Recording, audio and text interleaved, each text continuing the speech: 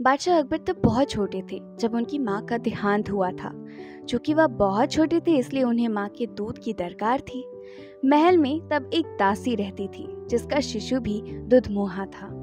वह नन्हे अकबर को दूध पिलाने को राजी हो गई। दासी का वह पुत्र व अकबर दोनों साथ साथ दासी का दूध पीने लगे।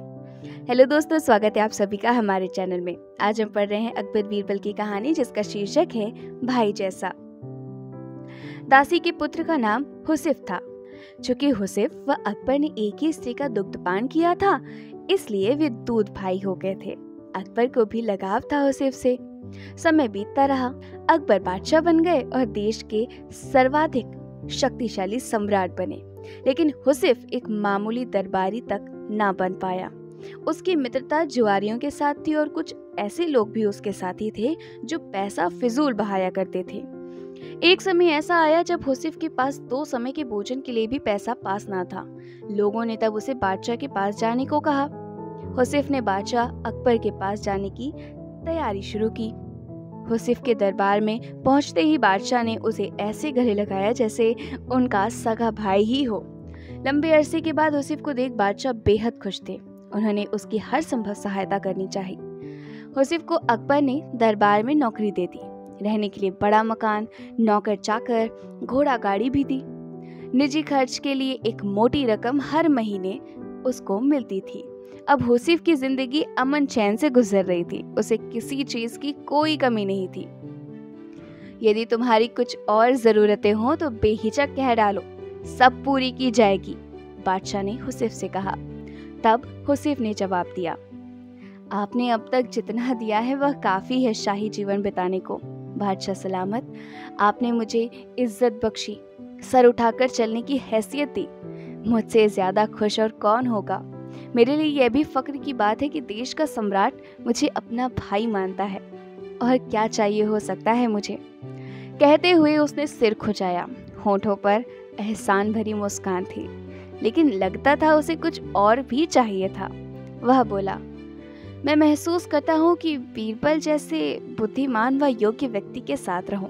मेरी ख्वाहिश है कि जैसे बीरबल आपका सलाहकार है वैसा ही मुझे भी कोई सलाह देने वाला हो। बादशाह अकबर ने हुसिफ की इच्छा भी पूरी करने का फैसला किया। उन्होंने बीरबल को बुलाकर कहा, हुसिफ मेरा भाई जैसा है। मैंने उसे जीवन के सभी ऐशो आराम उपलब्ध करा दिए हैं, लेकिन अब वह तुम्हारे जैसा योग्य सलाहकार चाहता है। तुम अपने जैसा, बल्कि यह समझो अपने भाई जैसा कोई व्यक्ति लेकर आओ जो हुसिफ का मन बहला सके। वह बातूनी ना हो, पर जो भी बोले न पतुला बोले। उसकी बात का कोई मतलब होना चाहिए। समझ गए ना कि मैं क्या चाहता हूँ। पहले तो बीरबल समझ ही नहीं पाया कि बादशाह ऐसा क्यों चाहते हैं। उसे हुसिफ में ऐसी कोई खूबी दिखाई नहीं देती। जी हजूर, बीरबल बोला, आप चाहते हैं कि मैं ऐसा आदमी खोज कर लाऊं जो मेरे भाई जैसा हो। बादशाह ने कहा, ठीक समझे हो। अब बीरबल सोचने लगा कि ऐसा कौन हो सकता है जो उसके भाई जैसा हो। हुसिफ भाग्यशाली है जो बादशाह उसे अपना भाई मानते हैं और उसे सारे ऐशो आराम उपलब्ध करा दिए हैं। लेकिन बीरबल को हुसिफ की यह मांग जची नहीं कि उसके पास भी बीरबल जैसा सलाहकार हो। बादशाह बेहद सम्मान करते थे बीरबल का और बीरबल भी बादशाह पर जान छिड़कता था, लेकिन हुसिफ तो इस लायक कतई नहीं था। अब बीरबल सोच ही रहा था कि समस्या को हल कैसे किया जाए।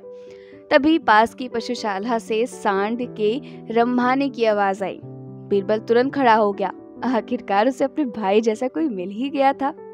अगले दिन उस सांड के साथ बीरबल महल में जाकर अकबर के सामने खड़ा हो गया। तुम अपने साथ इस सांड को लेकर यहाँ क्यों आए हो बीरबल? अकबर ने पूछा।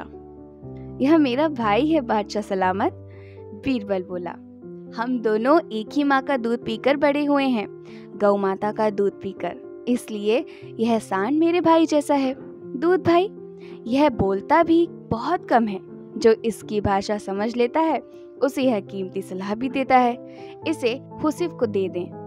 मेरे जैसा सलाहकार पाने की उसकी इच्छा पूरी हो जाएगी। बीरबल का यह उत्तर सुनकर अकबर को अपनी गलती का एहसास हुआ।